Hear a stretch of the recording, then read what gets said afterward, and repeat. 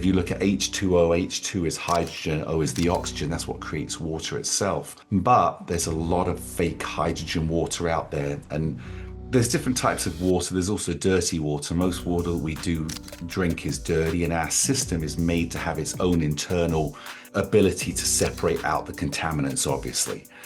But we know, and I just take this slightly different direction, at a high-performing level, 3% dehydration can lead to up to 20% underperformance. Think about that, 20% underperformance and 3% dehydration. That's because our hydration feeds our brain, not just our body.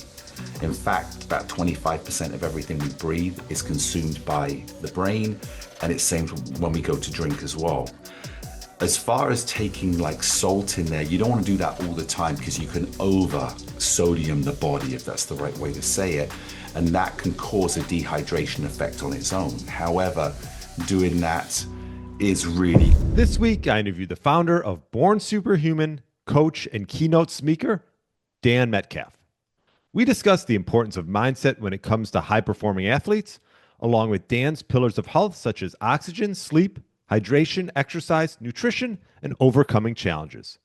Dan's deep study of neuroscience and natural healing allowed him to develop protocols that merge brain optimization with physical wellness, helping people reclaim their vitality at any age. Really enjoyed my interview with Dan. I know you will too. Thanks so much for listening and enjoy the show. All right, welcome to the Get Lean, Eat Clean podcast. My name is Gryn, and I have Dan Metcalfe on. Welcome to the show. Thanks so much for having me here, Brian. Thanks so much for coming on. Founder of Born SuperHuman, and author, speaker. You got a podcast and a mentor and much more. So what led you down this path? Maybe for people who don't know who you are, maybe a little bit of background on how you got into health and wellness. Yeah, it's a fascinating life that we live in. Born SuperHuman actually comes back from the moment, Brian, that you or any of your listeners were born and the doctor didn't look at you and go, okay, are you ready? We're going to cut the umbilical cord. They just went ahead and cut it. And at that specific moment, for the first time since conception, you were on your own to survive. And we were brilliant. Our system is made to heal. Our system's made to thrive. But I didn't realize that because obviously we're not conscious of it. We just get on with life until I had an accident on stage and then a secondary accident a number of years later. So a little bit on my background. I went from being in professional sports back in England, did 8 years training with the Royal Marine Cadets. My family was military from the background. And then suddenly, because of one lady turning around and saying, you should become a dancer, I was suddenly a ballet dancer. And you don't suddenly become a ballet dancer, but at the age of 18, I was offered a full 3-year scholarship to go into a dance school, found out I could sing and act. And Andrew Lloyd Webber, who does all the shows, Phantom of the Opera, Jesus Christ Superstar Cats, I ended up playing the lead in his shows and touring the world. So performed in front of more than 5 million people live. It was an amazing journey until in Las Vegas, on stage during a show, I fractured my spine. I was paralyzed and the doctor said that I'd be disabled for life. That was the first time I was conscious of my physical abilities because, like we said, we just get on with life. In 2018, having fully recovered, I went on to become a head coach of the Olympic Development Program for soccer. I opened my own sports performance gyms. And out here in Los Angeles, we'd have international sports athletes fly in and train. Very, very successful. And I was out on a bike ride because I raced the Ironman. And a metal gate was brought down on my head by a security guard at 22 miles an hour. Jeez. I was knocked unconscious immediately and had a secondary impact. My helmet broke open, part of my brain died, and I had to learn to talk again, learn to function, learn to move. And everything that I had gone through helping others was suddenly put back onto me. And so it was a gift.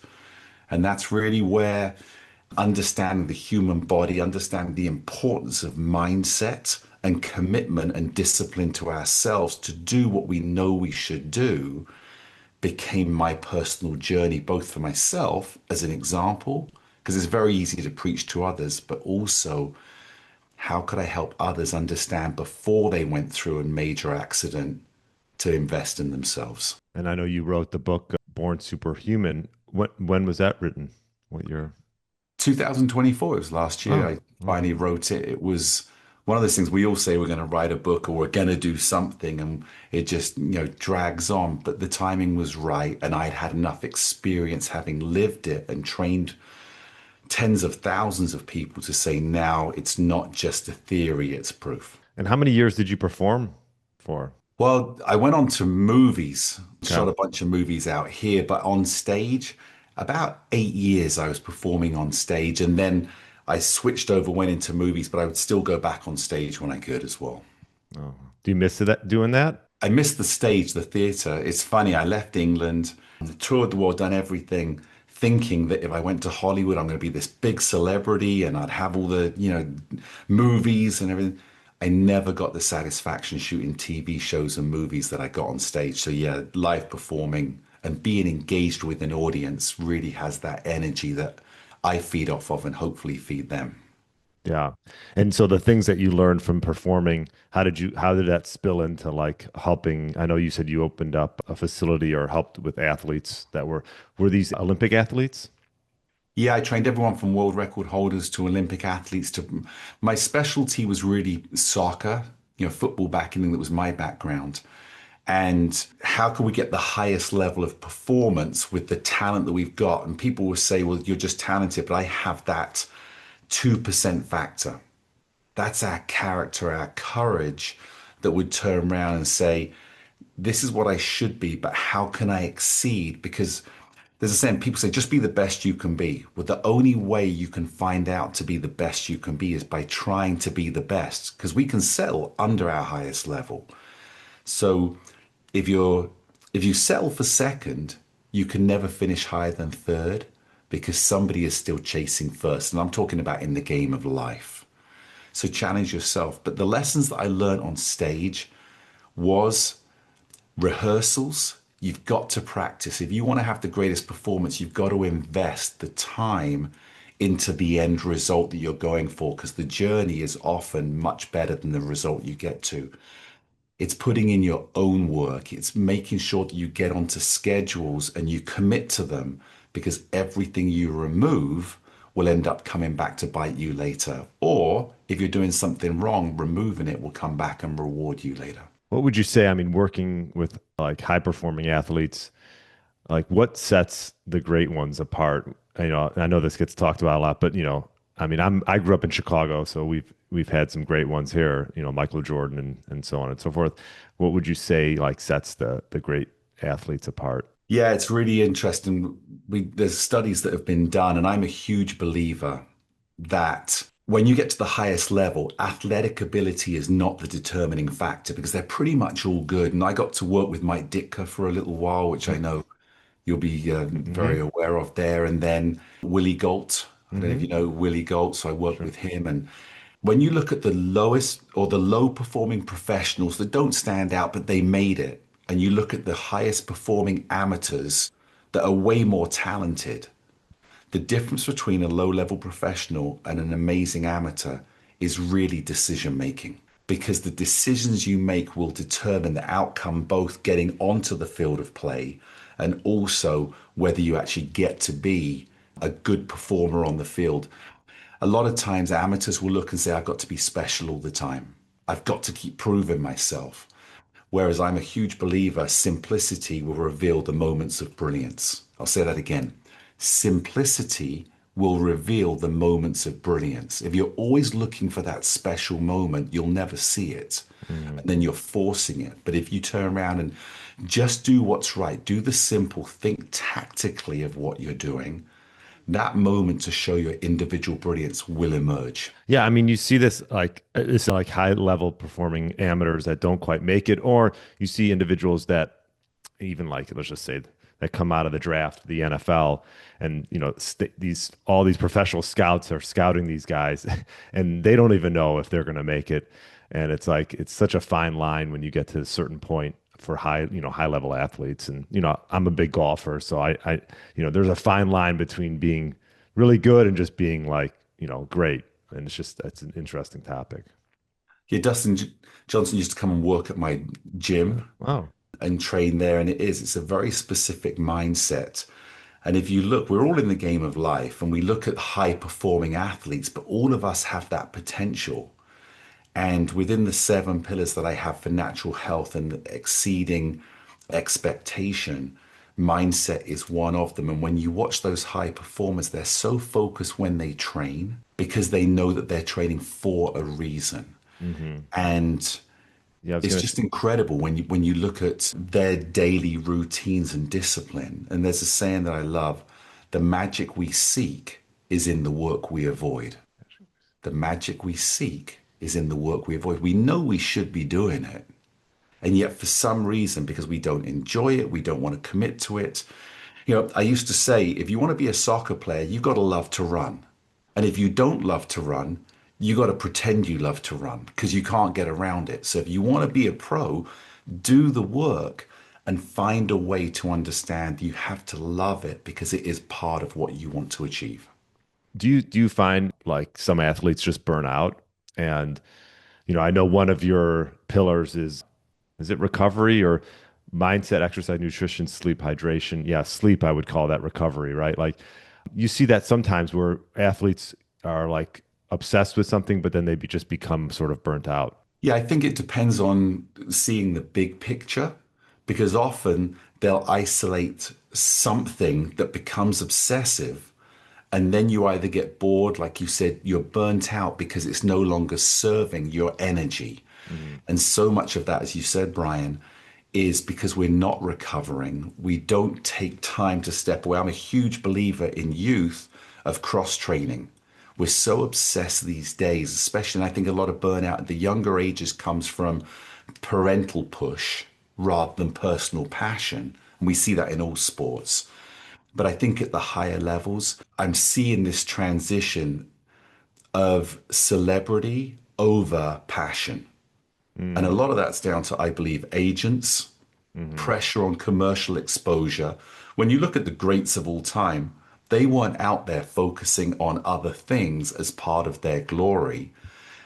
Kobe Bryant was a classic example of someone that loved to be on the court and training and everything else fit into his system. There's a great story back at Manchester United. I'm not a Manchester United fan, so I hope I don't offend anybody. But Wayne Rooney was the big celebrity, and Sir Yeah. Alex Ferguson, as the coach, was very demanding. That's why they were so successful because everyone understood the system. But Wayne showed up and said, "I got a commercial, I got to go shoot." And Alex Ferguson, you don't do that. You don't fit. I don't care if Nike's coming in and paying you millions of dollars. You are here to train, and this will always be your first commitment. I think people get distracted Mm. and find other things. And I think now more than ever, right? Like so many distractions. I mean, even in the college game, the whole, I don't know if you're familiar, like NIL, where they're getting paid for their likeness and what they're doing on social media. And this is just pulling away from them, mastering whatever they want to master.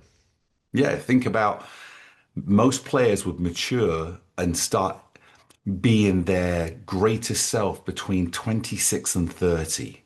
Yeah. Because they've gone through the training, the learning, the rising to the level, learning off of older experienced athletes, and then they come into their own and really take over.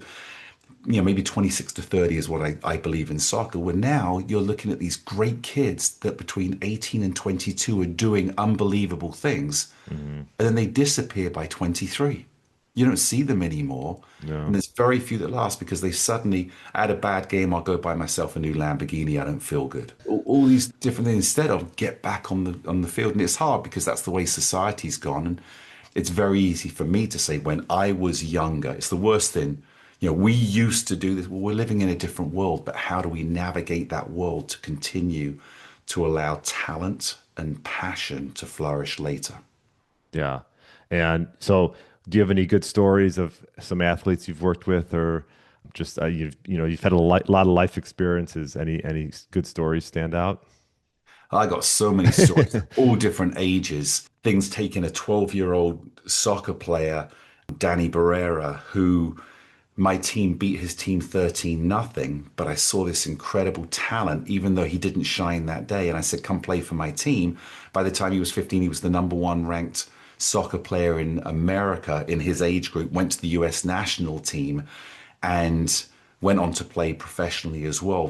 Brilliant talent, but it's the right person. And here it sounds egotistical. I was just the right person for him. I wasn't right for everybody.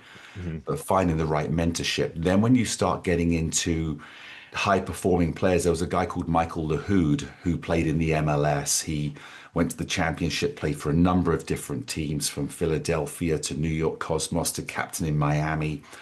And my favorite story with Michael was that he had kind of peaked in his own mind at around 27. And I started coaching him and really going back into the basics of mindset, of commitment, of keeping the dream alive.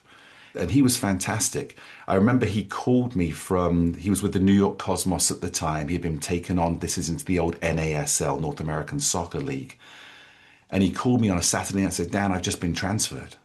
I'm like, what do you mean? He goes, well, I didn't know Philadelphia owed my contract. I thought that the Cosmos had bought me, but they actually had loaned me. And now Philadelphia's just sold me to Miami, who were bottom in the division of the NASL. So I've gone from top team to bottom team. What am I going to do? So I mentored him through that. There was a lot of transitions mentally. And this is a guy at the time was around 29, I believe, 30 and frustrated. He ended up guiding Miami to their very first championship and winning the NASL. But again, he would fly in, he'd come and stay at my place or stay here in Southern California. I'd train him for a few weeks, but then mentally, it was really the mental training of how do you overcome the obstacles that you're seeing as a block and I'm seeing as a growth. There's a great saying I love, Brian, that every level has its own devil. So if you think about it, every time you get to a certain point, we don't just naturally rise in level. There's something we have to learn, discover about ourselves, so that then we can view the opposition, and that could be an incident, accident, opponent. How do I take them down so that I can elevate? And when I say take them down, I'm talking about beat them in a performing situation in competition. We'll never get there if we don't look at the lesson we need to learn. Now, what's your time like now? Are you mainly spent doing it like speaking, and are you still helping high performers, or is that something that, you know? Yeah, so I went on, I created a balanced training system after I had my brain injury and had to learn to talk and walk properly and function properly. I understood the power of brain to body connection. And this is for everybody. When we're kids, we didn't go to a gym to learn how to walk. We got up and it was our brain connected to our body, and the speed of thought to action to sensory information going back to the brain to either confirm we're doing great or we need to alter because something's off. So I have a company called Total Balance Company, which trains brain to body connections, which is actually where I was working with Willie Galt. And so then I ended up moving on and training a lot of seniors, older people, people with MS, Parkinson's, ataxia, stroke survivors, but then a lot of youth that just wanted to be better in movement, which was great. So I have that. Born Superhuman, I'm doing a lot of time talking, training people. I have a 6-week training program coming up that will increase the quality of your life. But I work with a lot of older celebrities. I just been outreached to go and train a very, very famous person. I won't say his name, but Ozzy is a great guy. And so it's really not convoluted. It's really focused on how can we maximize everyone's potential. We are born to live and fully function at a cellular level for about 122 years. So why are we expiring earlier and why aren't we performing longer in life? So that's my passion that I'm really invested in now. Yeah, it's, you have your pillars. Maybe we can touch on those: oxygen, hydration, sleep, nutrition. We talk a lot about sleep, nutrition, exercise, a bit about mindset, and then challenges, which is interesting. Perhaps we can, highlight some of those, and for just the general population, individuals who are just looking to, just be the best they can be. They're not maybe performing at the Olympics or doing anything, like that. What are some of those high level, sort of tips that you could give those individuals? Yeah, so the 7 pillars came in because I looked at what's most important in life, and health shouldn't cost money. If we want to excel or go to a higher level, sometimes we'll take supplements or, eating organic food is way better than going in and obviously just grabbing fast food, and there is a cost or a price along those. But natural health shouldn't cost a thing if we're willing to commit. We tend to pay for comfort or ease rather than the discipline we need and save the money. So, number one, oxygen. If we don't have oxygen between 3 and 5 minutes, our brain goes into a decline. And at the same time, if we breathe correctly or increase our quality of oxygen SpO2 intake, it's amazing the energy that we build because our oxygen feeds the energy into our cells. And I don't know, some of the readers may be surprised if you breathe through your right nostril, you can hold your left nostril, breathe through the right, it connects into the left side of your brain that's your sympathetic system, which will actually help you get even more energy. There's so many things about breathing that can increase the value of our content. So that's, for me, oxygen, health. It also includes air quality. So many people are living in toxic environments in your home. If you have mold, if you park your car next to your, back windows and you're turning on, it's coming in, it affects our ability at a cellular level. So be smart. It's almost like going back to when we didn't have things.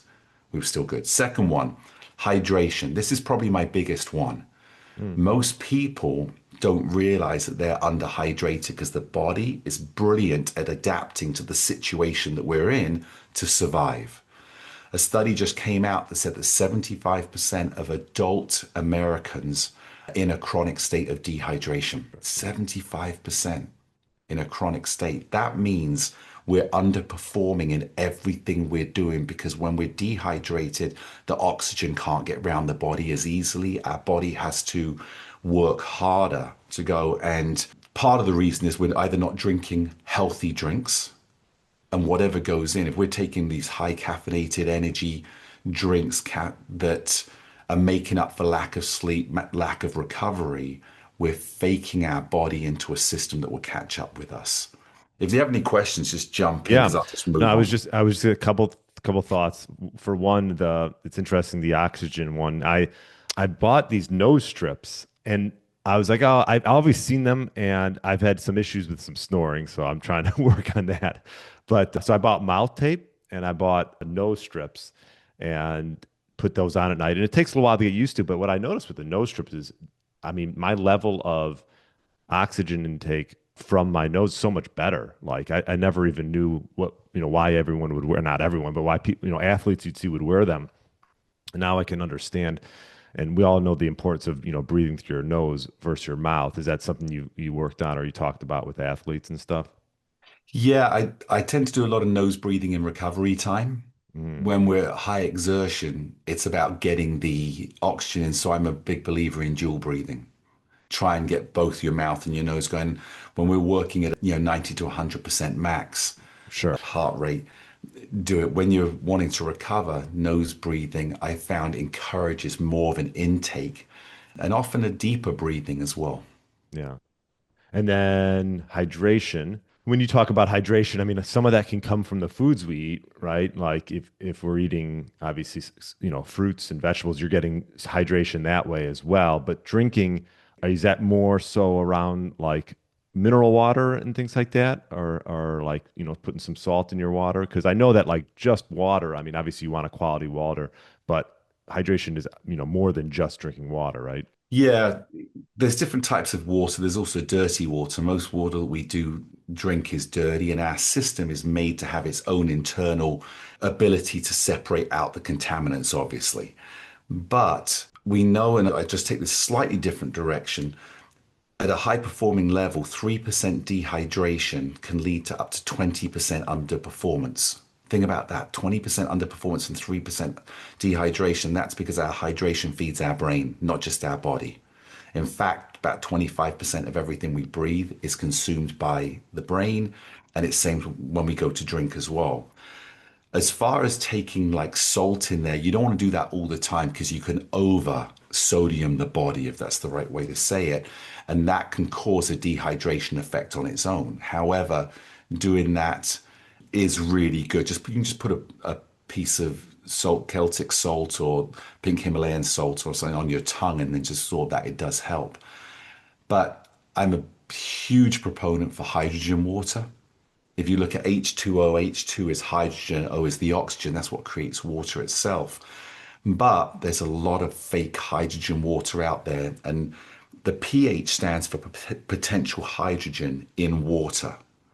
And so when you start looking at anything at pH 9.5, we're getting close to now a toxic water. So 9.5 is fine, but when you take hydrogen water, add more hydrogen, it can actually lead to a toxic water we're going in. And our filtration system in our body now gets overloaded, which means it can't work on other things. I'm a big believer in sipping water, not drinking water. We've all been there. We're really thirsty. Oh, I feel dehydrated. By the time you felt dehydrated, you're already dehydrated. So we'll grab a Right. bottle, we'll down the bottle, and suddenly we feel our gut expanded, we feel bloated, and we then go and urinate most of it out because our body can't dissolve or dilute that water into cellular effect that quickly, and we can actually drown cells, so we can overload them. So I'm a big believer in here, Brian. First thing in the morning, when you wake up, have a bottle of water by your bed and sip that bottle of water as soon as you wake up, and then sip it through the first hour, because we will have gone through, if you're sleeping for 8 hours, that's 8 hours of dehydration that's going on. But even more importantly for me is drinking before you go to bed. And people were telling me, what if I drink before I go to bed? I'm going to wake up and we need our sleep. You want to sleep the full 8 hours. And then that can disrupt my energy for the next day. Well, what you do is you work in mouthfuls. So an hour before you go to bed, take one mouthful of water. 45 minutes before you go to bed, take one mouthful of water. Not big mouthfuls, just a bit. Mm-hmm. 30 minutes, 15 minutes, and the last thing you do before you go to bed, take a mouthful of water. Because when we're sleeping, we're dehydrating, but when we sleep is when we recover.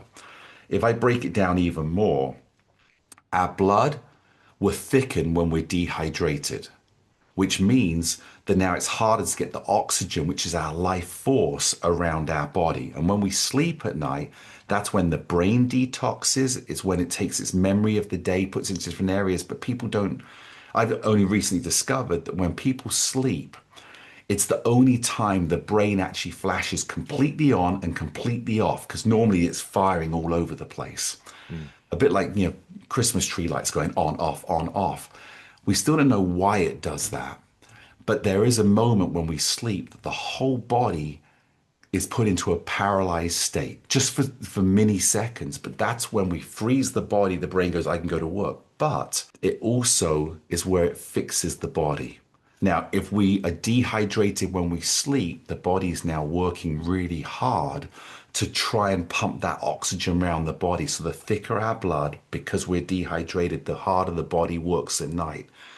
So I'm a huge believer, drink before you go to bed in sips because you can absorb it. It won't be urinated out. It's a little bit the body will take. And then when you wake up in the morning, most important time to drink to get your system, after 8 hours of not being hydrated, to feed you through the day. Got it. Yeah, that was the first thing I thought of when you said before bed you should drink. I said I'll be peeing, I'll be peeing all night. But I guess if you do a little bit at a time, probably not too bad.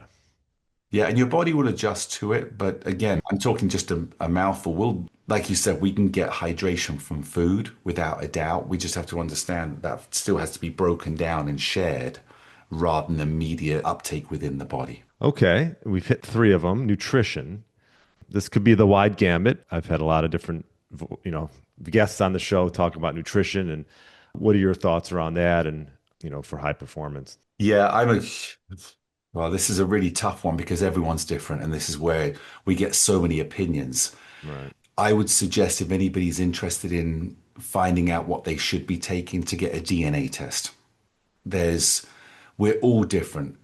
I had no idea that I don't have the gene that transports heat out of my body. I race bikes. It's my passion. And I couldn't understand why, when it went over 75 degrees out here. In England, it was great. It was barely over 75 anytime I can remember. And on those days, I would suffer. But out here, over 75, I can't race on the bike as well. I just feel terrible. I didn't know I was missing that gene. I'll bring this back to food. Yeah. But once I got my DNA and understood that I didn't have that gene, it made sense. My body's overheating. And so I'm like, what can I do to be able to reduce the... So colder water? Do I have to have ice packs? Do I have to find some way to assist? But at the same time, there's different things that you can take that will help remove the heat as well. So I needed that specifically. No one ever told me that because they didn't know. Once I got my DNA test done, and I'm not talking about a 23andMe or an Ancestry.com that's just base level. I'm talking going into a full-on DNA test that will cost around $400 to do, but you get back every one of your gene makeup, and that would determine. I found out I was gluten intolerant. I didn't know that. I thought that, eating pasta was great for me. I don't absorb pasta very well. So Mm. they'd give me specifics just for me. And there's an amazing company that I'm working with that has a personalized test without even having to go and do blood work or anything in there, or even saliva work. So if people out there go search, they will find what is the best food for them. If you're missing certain genes, a Mediterranean diet will actually make you worse. I am a big believer in fasting to then absorb more food, or I shouldn't say food, to absorb the body's potential to maximize your intake. But I'm not a big faster as far as people go, oh, I fast 12 hours a day. Well, yeah, you go to sleep at 8 and you wake up at 8, or you don't eat. That's not really a fast because the changes in the body come from fasting. But I will say that the biggest change for me when it came to performance and with my athletes was when you're hungry, don't eat. When you're hungry, nourish. It's a whole different way of thinking because when we're hungry, we just grab something and put it in to feel full and to have that connection from brain to gut that we're doing better. So it's a really hard one for me to talk about nutrition specifically. Sure. And I've listened to your podcast. I know you talk about how important breakfast is. I know you talk about, the bigger at breakfast, the smaller at lunch, and then the smaller at dinner. And that tends to go from our metabolism point of view and feeding the energy needed for the day. But I go more into nutrition on the nourishment. But I urge people, if you really want to perform at a higher level, get a DNA test done. It's worth because the DNA you're born with is the same you'll die with. You're not doing something that would change over time. You'll then get the ideologies and real for you. Yeah, no, I mean, I agree. I think that, I mean, we hear it all the time, but everyone is different, and different foods affect different people. And then, DNA testing is something I noticed on your website. Is that the through Kashna? Is that Yeah, yeah, Kashif Khan is the Kashif Khan? DNA. Okay. There's another company I'm working with that does it even simpler, not to the same level as Kashif, but I was blown away by what they're doing. And that one's a less expensive option. You'll see them on my website as well. Yeah, there's a gut test as well. Yeah. Yeah. Yeah, I mean, nowadays with all the testing, it is pretty remarkable what you can find out.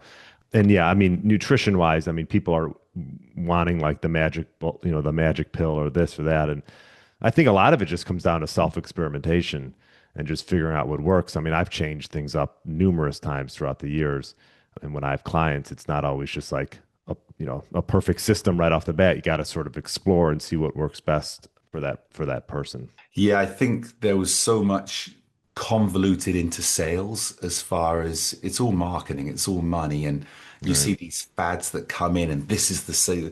There is no one thing that is the miracle, Right. and it's having a diverse option to keep feeding the body in different things. We have all these supplementations that I think are great sometimes to help boost the system. But if we're relying on something that's not natural, it's also not giving us naturally what we need. Yeah. Yeah. I think I mean, I used to spend more on supplementation. I feel like I've scaled back quite a bit on that because, you got to make sure I mean, for a certain purpose, I think it's great, but you can throw a lot of money into supplementation and it could just be sort of this endless circle of, maybe throwing money down the drain. So, Yeah, think about when we go to the doctor, they'll do a blood test and see where we're at. So you need more iron, you need more zinc, you need this. Well, then you're taking the dailies. But then how often are you doing your blood tests? No, am I just peeing it out now? Do I even need it? Have I boosted? Our system is made to be brilliant. And then we have some assistance. But once we kickstart the system, Is it now back producing what we needed? Was it because we were not sleeping? Now we're sleeping. Now our body's producing or making again what we need. So the only way to know is to constantly be doing blood tests, which is ineffective financially Right. and Yeah. stuff. So And a blood test is just a snapshot in time too. So yeah, it's like, one day it could be obviously quite a bit different. I mean, I'm sure there's some consistency over time, but I usually do blood tests maybe once every 6 months, give or take. Some people do them every I know some people who do them much more than that. I think you could drive yourself a little bit crazy with that. yeah, absolutely. I think again, like you said, go off a feeling, get some data information, but trust yourself. Nobody should know your body better than you know it, and that comes from feeling and adjusting before it becomes a problem. What about exercise? I mean, obviously, if you have an athlete and they're training for something specific, then it's a little bit different. I mean, we talk a lot about just the basics of just resistance training. I'm a big fan of, you know, avoiding sarcopenia and at least maintaining or growing some muscle over time. What are your thoughts around exercise? Yeah, I think it's critical. It's when we look at the life expectancy of people, we can relay it back to the investment they've put into their physical health. It was crazy when I did my DNA test with Kashif Khan, and then I went and did a study. I studied with him as well extensively. And it said that I shouldn't be doing cardio as much as I should be doing weight training. My body is made for weight training Hmm. and resistance training. And yet here I am racing bikes. That's my passion. I'm like, no, I didn't want to know that. Yeah, right. But getting back into the gym, my body changed. We're all different. And again, that's where a DNA test would tell us. But we know that hand strength has a direct relationship to longevity, in other words, grip strength. And you get that with resistance training. It directly affects the heart. I'm a big believer, Brian. For about the last 5 months, I've been doing blood flow restriction training. Cool. Yeah. I've seen some people do that. I've not done it myself. How's that been going? Incredible. Yeah. It's absolutely incredible, especially as we mature in our bodies. I used to use 40 to 50 pound bicep curl dumbbells and stuff like that. I'm now down to using 15 to 20 pounds and I'm getting so much more results. Blood Hmm. flow restriction gives you a growth hormone increase right away. The muscle stimulation, the restriction of the blood flow, the immediate increase of capillaries or capillaries, depending on where you come from, the longevity of the effect of the workout after. I always resisted it because I didn't, whatever, we're just resisting blood. What's the big difference? There's a story of a lady who was in a coma for months. They started doing blood flow restriction training with her. In the coma, she put on 20 pounds of muscle in a coma. And here we are doing, most guys and a lot of ladies now as well that I watch and working out harder than ever are working so hard to put on muscle. That's what we want. And the stimulation of the growth hormone through blood flow restriction is something that I'm a huge fan of. But again, it's got to be done right. You can actually stop your cells from functioning if you do it wrong. So it's making sure that you have the right system and doing it right and not getting egotistical, getting educational. And the advantage of that is too, you can, like you just said, you can use less weight and get the same results. And I think as we get older, like I don't try to lift much heavy, I don't try to really lift too heavy anymore. I'm not 25 years old, and it's all about just a lot of times just making sure I'm not getting injured. So that's where the cuffs. Is there a certain company that you like for the blood flow restriction? Yeah, there's the one that I use. It is the most expensive system. I've always gone in and paid for what I do. But I'm a big believer if it's something you want to invest in, invest the money, don't go cheap. It's the same with hydrogen, water. Find the best company, don't find the cheapest company because the cheapest ones normally are feeding off of somebody else's technology to try and make money rather than serve you. Katsu is the one that I personally use right now, but Saga is the other one as Oh, well. Saga. I I was just SAGA. correct. Yeah, I have the CEO coming on to, I've got a podcast with the CEO of Katsu, which is when I first heard about it. And he let me try it during the podcast. It was pretty Oh, crazy. that's cool. I did that, and then I got the CEO of Saga coming on as well because I really want people to understand the education, not the product. And if you do, then you'll decide, is this for me or is this not?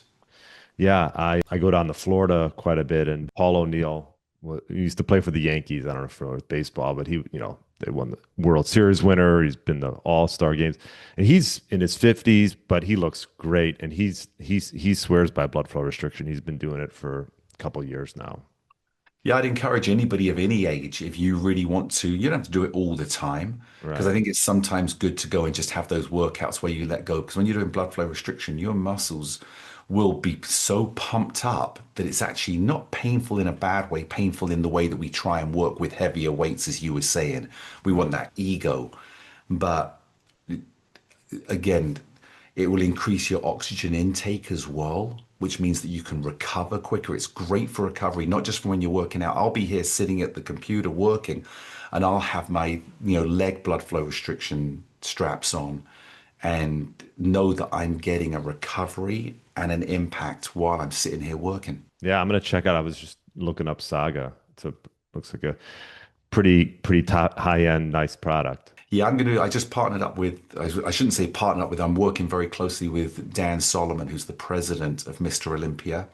I'll be there with him this year at Mr. Olympia and Mm. working some of the protocols as well that we do. And it's really an incredible. I got Dan Solomon on my podcast as well. So if anybody's interested in checking that out, because information for me is everything. Not everything we hear we have to do. We have to decide what's right for us. But that's why it's all about sharing information and you'll make the right decisions for you on the right things to do. And last couple pillars, mindset and then challenges. What? Yeah. Yeah, so mine are in order, right, of survival. Our brain is only created to keep us alive, and that does it by keeping us safe. The brain is actually very lazy. It wants us to sit down and do nothing because then it's safe. Our mindset would determine what we do with our life. So when I teach, even though mindset is number 6 in my list, it's number 1 that I teach. Because if you don't have the right mindset, then you won't stick to the other things in there. You've got to be invested, and that comes from your desire. Our brain and our mind are two separate things, and our mind would determine the impact our brain will have on ourselves. I think it's, for me, you can overcome anything with the right mindset. And I don't believe in hope. This is a big thing for me. When I'm training people, working with people, or listening to people, if anybody says, well, I do this, or I hope this happens, I already know they're a procrastinator, because hope means I'm waiting for something to come to me to then benefit me. I always talk about believe. If you believe in you, that's a proactive, non procrastinating word, because if I believe, I'll do it. There has to be a force behind the belief. If you hope, you will never overcome. So don't, and people say, I hope I have a great day. You're leaving it to everybody else. I believe I'll have a great day. You're already in a different energy state. So mindset does cover many different things. It's not Yeah. just the way we think. It's the power. Potential is only as good as the force behind us. The force will be the mindset. We have to have goal setting. We have to have many different things involved with our mindset. And then that also involves discipline. Because remind me to talk to you. There's one little nugget I'd love for people to think about when it comes back to exercise. It just came to me. Oh, sure. But we'll never overcome or achieve what we don't believe and what we see. But our character is who we are. I don't believe we have choices in life. And people say, well, hang on a minute. Of course we have choices. I can choose to work out. I can choose to stay in bed. I said, well, if you're really dedicated to working out, try staying in bed. Lie there and say, I'm going to choose today to not go work out. I'm not going to work out. And you go, you know what? I can't do that. I have to get up and work out. I know it's good for me. It's not a choice. If I said, hey, Brian, here's some cocaine, it's a nice line of it. It's top quality. I got it in from Colombia. It's supposedly the best. Here, take it. Are you going to go down and take that cocaine? No. Why not? It's a choice. You see, right away, your character says, I know it's not good for me. I'll suffer from it. Even if it supposedly gives me a high, I've never done drugs, but even if it gives me a high and I feel great, it's only going to bring my life down. It's not even a choice. It's a character decision that determines the path you'll take. So when you're committed to working out, it's not because you choose to work out. There's something in you that's your character that says, even when I don't want to do it, I'm going to do it. When I feel great, I can't wait to do it, but I stay committed. And when we waver, it's because we make it up that it's our choice. We waver. Choices are an ego or an excuse. Look at what I did. Look how great I made that choice. We take the credit. As soon as it goes wrong, we blame something else because we don't want to look at ourselves. Whereas character can't be avoided. This is who we are. And when we make a decision, if somebody, one of your listeners is in a place, I'm wavering back and I keep putting on weight, I lose weight, I put on weight, I'm not feeling good, I'm not good. It's not because you're making the wrong choices, it's because you haven't set your character yet. Because you're more powerful than any obstacle that's going to face you. And when you make the decision that this is who I am and nothing's going to waver, you will get the results. You'll be tested in your character, not in your decision making. So it's almost like a self-identity thing, right? Like because some people just don't like to work out, right? They find any excuse in the book. And you're saying it's not about that day-to-day decision. It's more or less how they identify themselves. Is that so? Yeah, it's even more, I think it's more than self-identity. It's really just who am I? If I sat down and said, it's not about lifting. If someone doesn't love lifting weights, they shouldn't do it. But they should be committed to something that provides a physical health. So maybe it's going hiking. Maybe it's swimming. Maybe it's going out and just walking every morning at sunset for 20, 30 minutes that's giving you a physical action.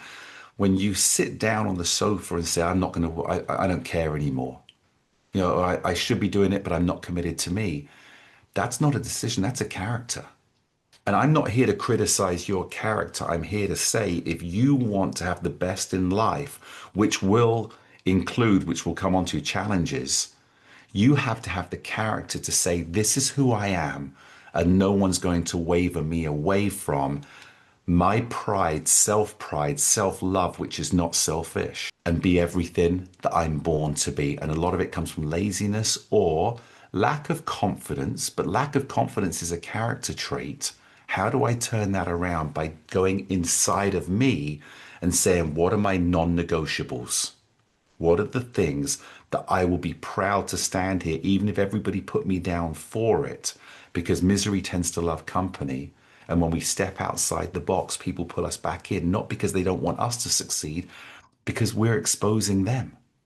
When we can have our own character and stamp it down and say, this is who I am, no matter the environment I'm in, I'm proud of me, people would turn around and secretly admire you, even if they admonish you. Yeah, no, those are great points. And a couple of things came to mind is one, I think what helps too is who you surround yourself with. I think can go a long way. I'm sure you see that with high performing athletes. I mean, if they're around people who are, if not their level or better, it can help push them. And then the other thing, there was one other thing I was thinking about that, but environment I think is a big, like if you can put yourself in an environment and that'll help you thrive, I think that'll go a long way. Yeah, I love that you brought that up. It's a great point, Brian, because we do become our environment. And there's a saying out there, I'm not 100% behind, but it makes sense. We become the median of the five people we spend our most time with. Like Sure. we've all heard that. You don't want to be the smartest person in the room because it pulls you down. At the same time, you don't want to be the least in the room in your own perception because then you don't feel like you fit. So, but for me, the number one environment you need to put yourself in is your internal. Until you figure out who you are, you will always be swayed. Because I can go into an environment that I don't fit in and still be myself because I will remove myself at the right time before I'm affected because I know it's not my environment. But until we establish our own, it's the most important environment is the one that we build inside of ourselves. And it's incredible. My passion is the brain. I studied the brain because of my brain injury.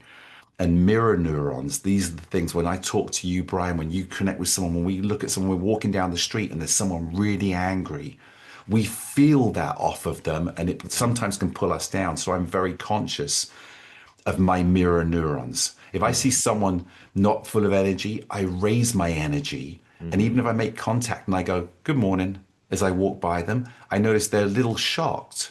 And then, oh, good morning. It suddenly gets them out whose mirror neurons, whose energy is the highest Mm. to impact or not take down the other person. So our environment, our internal, know who you are and be brave enough to be proud to stand up for your commitment. Don't let other people take you down. And speaking of the brain, this brain tap I noticed on your websites is something that you like or you back.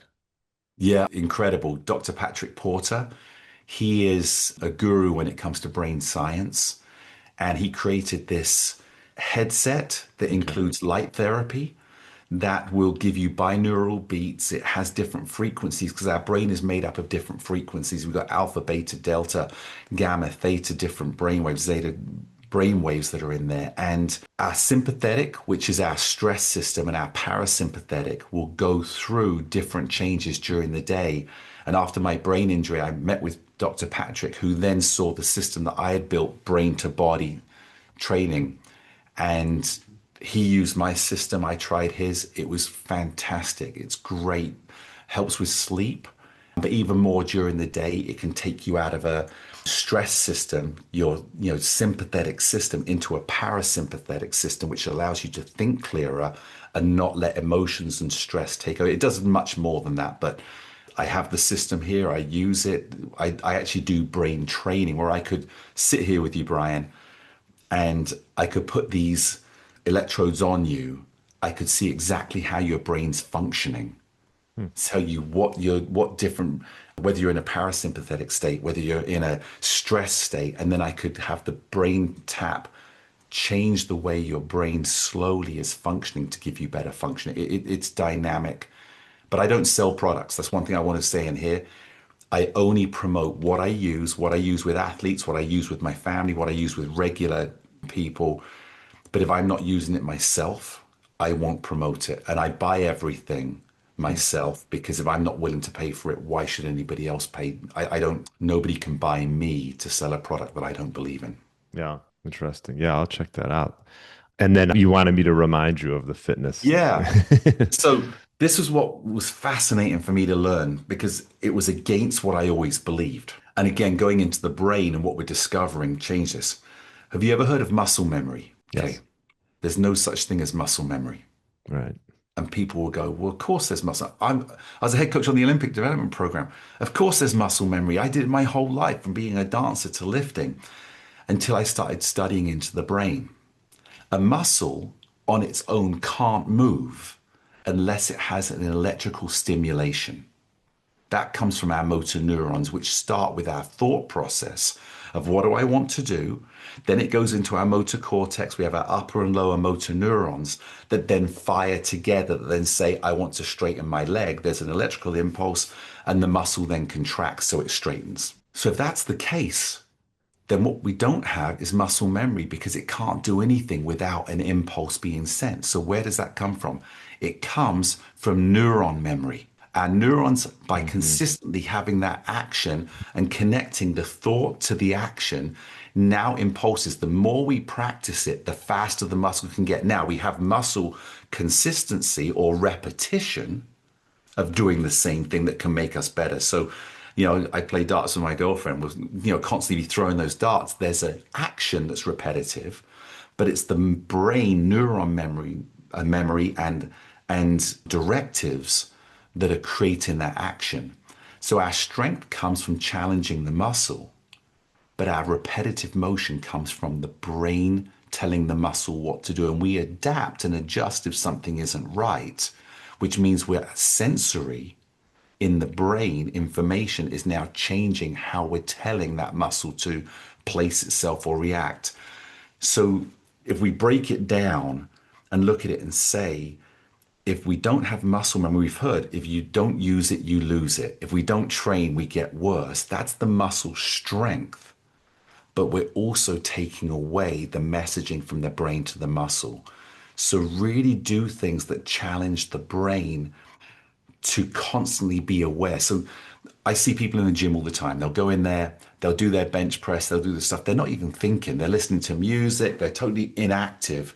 When we're doing exercises that don't challenge the brain's conscious awareness, we're not actually keeping that connection of brain to body. So I urge people, do Yeah. things that challenge you, mix it up. Well, I always encourage, like, learning as an adult is different. I've been learning to play guitar, and I'm really enjoying it. I think as an adult, as a kid, you just sort of do it, and like I'm sure it probably comes fairly easy to some kids, but as an adult, it's first of all you gain respect for people who can actually really play guitar. Yeah, and also you realize how much you actually learn while you're not doing it. Like I would play something one day and then, go to bed, wake up, and like I'm playing it better the next day. And maybe that's a little to talk about what you were just saying, how you sort of gain these neural connections while you're not even doing it as well. Yeah, so we know this comes down when a baby's born, it has roughly all the brain cells it will ever have. We have roughly 86 billion brain cells. And a baby's born with pretty much 85 to 86 billion brain cells. What it doesn't have is the connections of how they're going to function together, right? The synapse, the thought process, which is why one baby brought up in one environment will learn a different way than another in another. We become what we're taught, what we see, what we feel. But the brain is only created to keep us safe. So once we stop having to explore safety, then it turns around, the brain goes, good, I can actually shut that down. I don't have to continue to learn. So there's a thing, if you learn a lot of languages when you're a kid, that part of the brain stays open because it's part of your learning process. But if you learn one language and you don't then continue to push the language thought, the brain goes, I know how to survive. It actually closes the door that makes it much harder to learn later. And so it's the same with Indian. When we get to roughly 26, 27, the brain says, I know everything I need to know. It begins to shut down what it doesn't need anymore. And we have to open that up Right. to get the brain to think again. So you're going through that process, which is brilliant because our brain can always learn. We can always create new neural pathways. It just gets harder because the brain goes, don't need to do that. I'm going to shut it down. I'll focus on what I need to stay alive. And I think it's brilliant what you're doing. Mhm. The hippocampus that I love is my favorite part, one of my favorite parts of the brain, which is where memories store, where we create new memories that then shares it through the brain, is what you're increasing. And we can increase the size of the hippocampus by doing new things and challenging ourselves. How's your fingers, by the way? When Yeah. I started, oh, they were hard. You know what? I thought it was actually going to be worse, and I was a little worried because I do other things, golf and some basketball and stuff.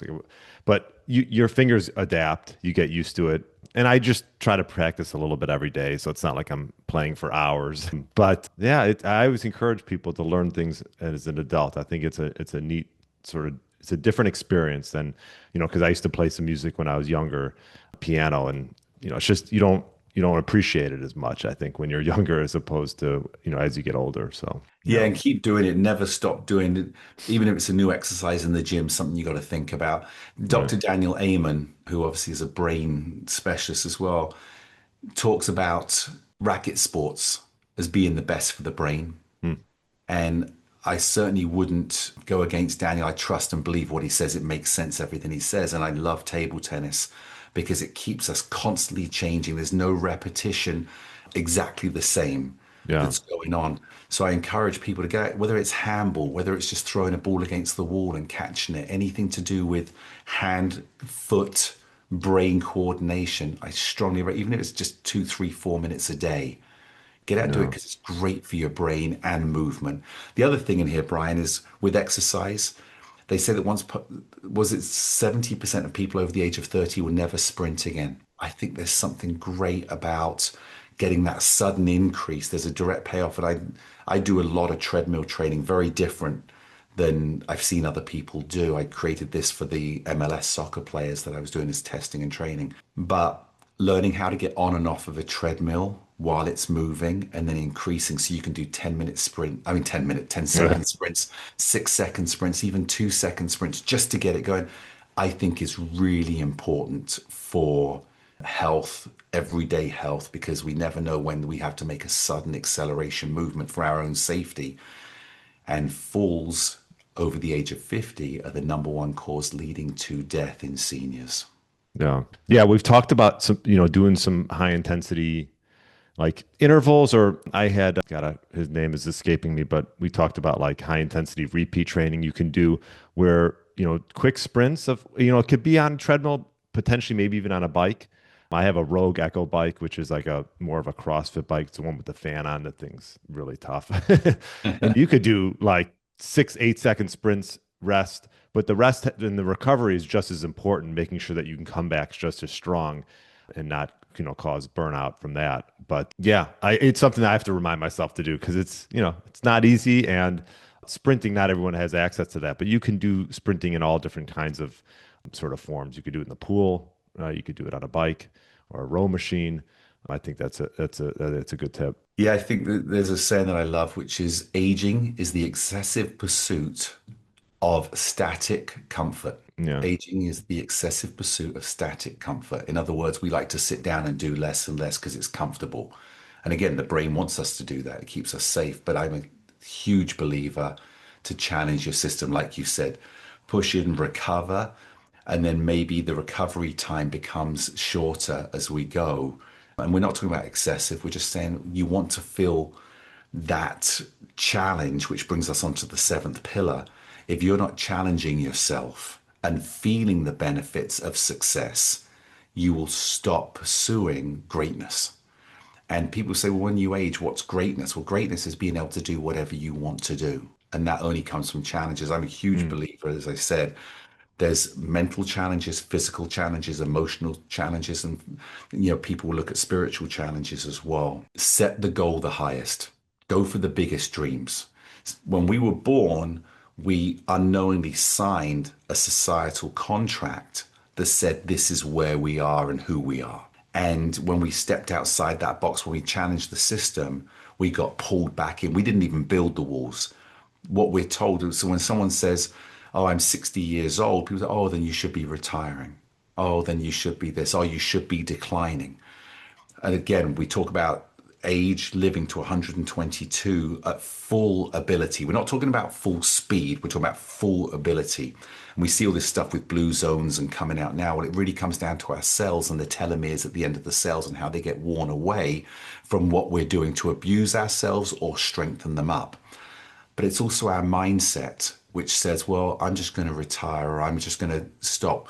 Retire rhymes with expire for a reason. Yeah. So I'm a huge believer, challenge yourself, set goals. If you said, hey, I wanted to play in the NBA, but I never made it, doesn't mean to say you can't say, I'm going to play on the best team, amateur team in my league and get the same emotional feelings because I've given up on the dream. Or I want to go climb this mountain. Or for someone that can't walk anymore, I'd love to walk around my block one time. That would be like a dream. Well, don't set that as the goal. Set something amazing as the goal. So if you just want to walk around the block, say, I'd love to go to the beach and walk from this point to this point on the sand. If you never achieve it but work towards it, you'll walk around the block easily. If Right. you've got, I want to put on 50 pounds of muscle and I want to compete in Mr. Olympia, maybe 100 pounds of muscle there. Set that as your goal and target. If it's something that's passionate about you, you may never get there, but you will always be better by pursuing the greatest dream than you will by minimizing the challenge, which really is a cop out. It's a way to turn around and say, well, I'm not fully committed to myself. I'll just see if I make it. Go for it. Whatever you want, you will so much closer to achieving it if you commit to yourself. Great place to finish up, Dan. I appreciate it. Best place for people to find you. bornsuperhuman.com, both on Instagram and on our website. Our website has a ton of information, and I have some programs coming out which are really about building you 6-week programs. And then I'm working on a retreat as well. I Oh, love cool. being around people than online. And then also my own personal is Instagram is Dan Metcalfe underscore official. Awesome. Yeah, I will put links in the show notes so everyone can find you. And glad we could collaborate and come on to the podcast. So thanks so much again, Dan. And thanks for what you do, Brian, because it's so important that we continue. I'm always learning, always. And anybody listening, I urge you, keep listening to Brian. I've listened to many of his guests, great information. We don't always accept, people won't accept everything I've said today, but keep learning. You'll find what's best for you.